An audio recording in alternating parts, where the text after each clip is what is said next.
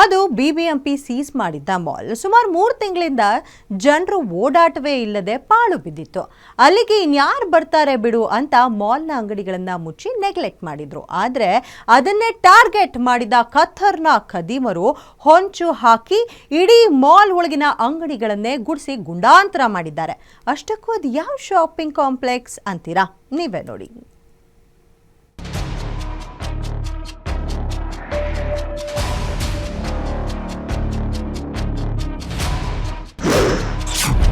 Seize ಆಗಿದ್ದ ಮಾಲ್ಗೆ ನುಗ್ಗಿದ ಖದೀಮರು, red hand ಆಗಿ ಹಿಡಿದ ಮಾಲ್ ಓನರ್.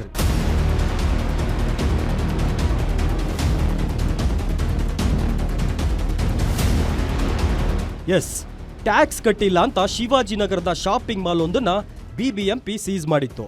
ಇನ್ನು ಈ ಮಾಲ್ ಸೀಸ್ ಮಾಡಿದ್ದೆ ಕಳ್ಳರಿಗೆ ಅಡ್ವಾಂಟೇಜ್ ಆಗಿ ಬಿಟ್ಟಿದ್ದು. ಸಿಕ್ಕಿದ್ದೇ ಚಾನ್ಸ್ ಅಂತ ಶಾಪಿಂಗ್ ಕಾಂಪ್ಲೆಕ್ಸ್ ನಲ್ಲಿದ್ದ ಒಂದೊಂದೇ ಅಂಗಡಿ ಟಾರ್ಗೆಟ್ ಮಾಡಿ ಇರೋ ಬರೋ ವಸ್ತುಗಳನ್ನೆಲ್ಲ ಖದೀಮರು ಎಗರಿಸಿದ್ದಾರೆ. 3 ತಿಂಗಳಿನಿಂದ ಮಾಲ್ಗೆ ಯಾರೂ ಹೋಗದೇ ಇರೋ ಕಾರಣ ಕಳ್ಳರ ಕರಾಮತ್ತು ಯಾರಿಗೂ ಕಾಣಿಸಿಲ್ಲ. ಮಾಲ್ ಪಕ್ಕ ಹೆಜ್ಜೆ ಗುರುತು ಕಂಡಿದ್ದು ಮಾಲ್ ಓನರ್ಗೆ ಮಾತ್ರ. ಡೌಟ್ ಬಂದು ಸಿಸಿಟಿವಿ ಚೆಕ್ ಮಾಡಿದಾಗಲೇ ಗೊತ್ತಾಗಿದ್ದು ಇದು ಕಳ್ಳರ ಕೈಚಳಕ ಅಂತ. ಇನ್ನು ಓನರ್ ಕಾದು ಕುಳಿತು 3 ಆರೋಪಿಗಳನ್ನ ಲಾಕ್ ಮಾಡಿ ಪೊಲೀಸರಿಗೆ ಒಪ್ಪಿಸಿದ್ದಾನೆ. ಎಸ್, ಈ ಫೋಟೋದಲ್ಲಿ ಕಾಣಿಸ್ತಿರೋ ಈ 3 ನೋಡಿ ಆ ಖತರ್ನಾಕ್ ನಗರದ ಈ ಕೃಪಾಶ್ರೀ ಮಾಲ್ 2014ರಿಂದಲೇ ಆಸ್ತಿ ತೆರಿಗೆಯನ್ನ ಬಾಕಿ ಉಳಿಸಿಕೊಂಡಿತ್ತು.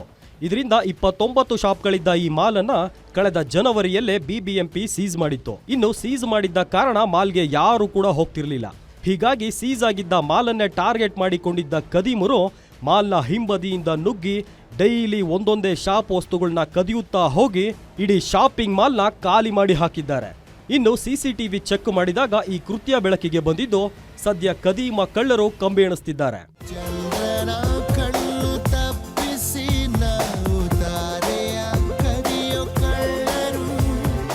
ಒಟ್ನಲ್ಲಿ ಬೆಂಗಳೂರಿನಲ್ಲಿ ಮನೆಗಳಿಗಾಗ್ಲಿ ಅಥವಾ ಮಾಲ್ಗಳಿಗಾಗ್ಲಿ ಸೇಫ್ಟಿ ಇಲ್ಲದಂತಾಗಿದೆ. ಎಷ್ಟೇ ಟೈಟು ಸೆಕ್ಯೂರಿಟಿ ಇದ್ರೂ, ಪೊಲೀಸರು ಆಕ್ಟಿವ್ ಆಗಿದ್ರೂ ಸಹ ಈ ಕಳ್ಳತನದ ಪ್ರಕರಣಗಳು ನಿಲ್ತಿಲ್ಲ. ಈ ಬಗ್ಗೆ ಪೊಲೀಸರು ಇನ್ನಷ್ಟು ಅಲರ್ಟ್ ಆಗಬೇಕು ಎಂದು ಸಾರ್ವಜನಿಕರು ಒತ್ತಾಯಿಸುತ್ತಿದ್ದಾರೆ. Netravati Doddamani, crime bureau, guarantee news.